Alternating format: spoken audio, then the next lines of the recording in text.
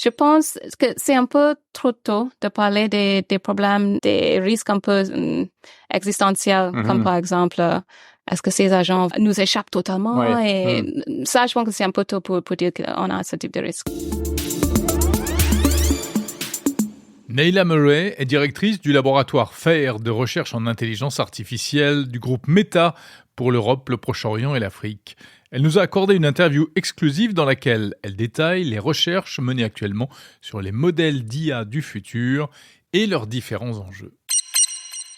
Ici, à FAIR, on travaille sur les problèmes comme le raisonnement, comment on peut avoir vraiment un agent intelligent qui peut avoir du raisonnement, qui peut planifier, par exemple, et qui peut avoir un modèle du monde aussi, pour pouvoir aborder des questions comme si je fais cette action, qu'est-ce que ça veut dire? Si j'agis de cette manière, comment ça va changer le monde, je peux dire, comme conséquence. D'accord. Ouais. Donc, c'est une approche beaucoup plus globale que ce qu'on voit aujourd'hui avec les chatbots basés sur des modèles, des grands modèles de langage, etc., qui sont basés essentiellement sur l'écrit, en fait.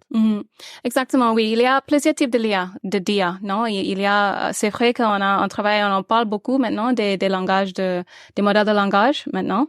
Et c'est très intéressant comme technologie. Mais c'est vrai qu'on a aussi les modèles qui peuvent générer des images aussi, des vidéos avec, par exemple, Sora était très intéressant aussi de voir.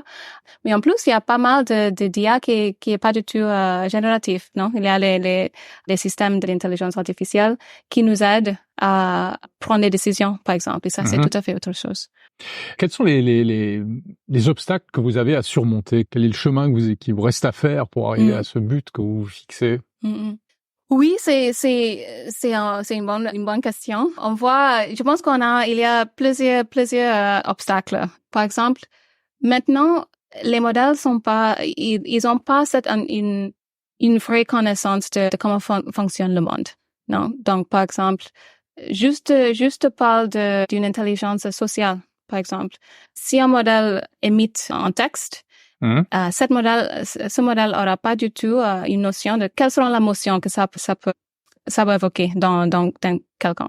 Donc ça, c'est une notion d'une connaissance du cerveau de quelqu'un d'autre. C'est pas du tout possible maintenant pour ce genre de modèle qu'on a construit jusqu'au maintenant. D'accord. Et si on parle aussi sur le monde physique, la notion de si je jette quelque chose, quelles seront les conséquences de ça? C'est pas nécessairement possible pour un modèle de pouvoir comprendre tout ça, vraiment. C'est ce qu'on appelle une approche multimodale. C'est ça?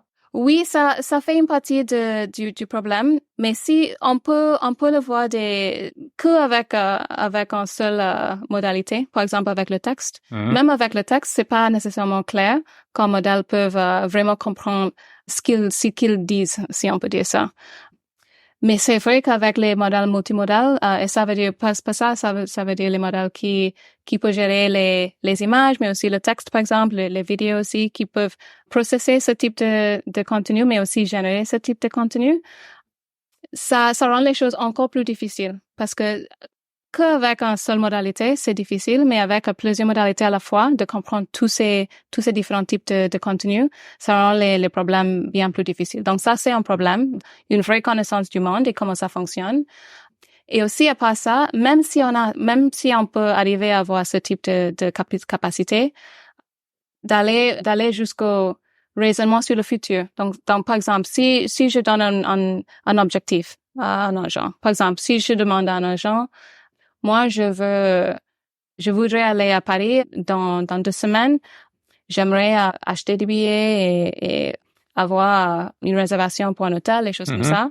Les modèles, c'est très difficile maintenant d'avoir un modèle de faire quelque chose comme ça d'une manière fiable. Oui. Un jour, vous trouverez la réponse à ce problème-là? Oui. Ouais. Honnêtement, je pense qu'avec de la bonne ingénierie, on peut faire ce type de choses peut-être dans les mois qui suivent, en fait. Ah oui. Oui, je pense que oui. Mais ça va être un peu compliqué, je dirais. Ça serait un peu complexe comme modèle. Je pense que pour ça, il faut faire pas mal d'ingénierie. Et ça serait assez brittle. Je sais pas comment dire ça, mais je pense que ça serait pas très robuste. Mais je pense que pour aller au-delà de ça, ça va prendre bien plus de temps. Ouais. Est-ce que au stade où vous en êtes, donc c'est dans la recherche chez FAIR, vous vous souciez déjà des risques éventuels qui pourront découler de ces innovations? Je peux imaginer quelques risques. Donc, par exemple, des dérives, etc. Oui, je peux imaginer ça. Je pense qu'avec toute la technologie, il faut avoir des mesures de sécurité. Et je pense que ça, c'est un peu, c'est toujours quand on arrive à un moment où les modèles travaillent d'une manière appropriée, il faut avoir aussi les systèmes, les mesures de sécurité. Et je pense que ça sera le cas aussi dans ce cas-là. Et donc, par exemple, on peut imaginer que si on demande à un modèle d'acheter les choses pour nous, il faut peut-être avoir des systèmes pour vérifier, OK, si on va acheter, utilise 100 000 euros pour quelque chose, peut-être il faut avoir vous lui demandez une paire de chaussures qu'il n'aille pas vous acheter un yacht, quoi. Exactement. Donc, il va falloir des mesures comme ça. Mais c'est le type de choses sur laquelle moi, je pense que c'est nécessaire d'avoir. Je pense que c'est un peu trop tôt de parler des problèmes, des risques un peu existentiels, comme par exemple, est-ce que ces agents vont nous échappent totalement? Ça, je pense que c'est un peu tôt pour dire qu'on a ce type de risque. Parce que c'est vraiment difficile d'avoir des modèles. Est-ce que le problème, c'est pas quand on s'en aperçoit trop tard aussi? Oui, mais c'est un peu difficile de voir comment ça va se passer avec les modèles qu'on a maintenant. Ouais. Pour penser à ce type de risque, il faut penser vraiment à un type de modèle qui existe pas au moment.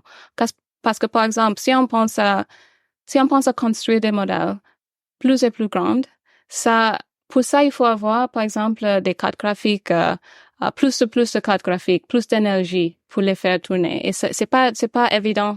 Ces modèles peuvent agir sans nous, sans un nourrissement d'énergie, des cartes graphiques, des choses comme ça.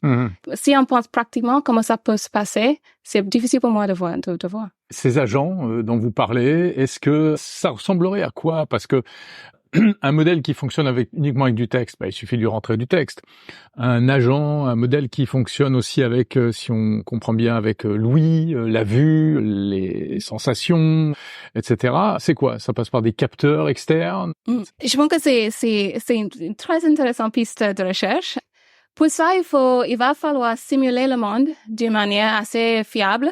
Et c'est difficile de faire ça maintenant. Je pense qu'on peut faire pas mal de choses pour la modalité un peu visuelle. Donc, par exemple, si on pense aux jeux vidéo, par exemple, aux les engins de jeux vidéo, là, je pense qu'on peut faire pas mal de choses au niveau de la perception visuelle.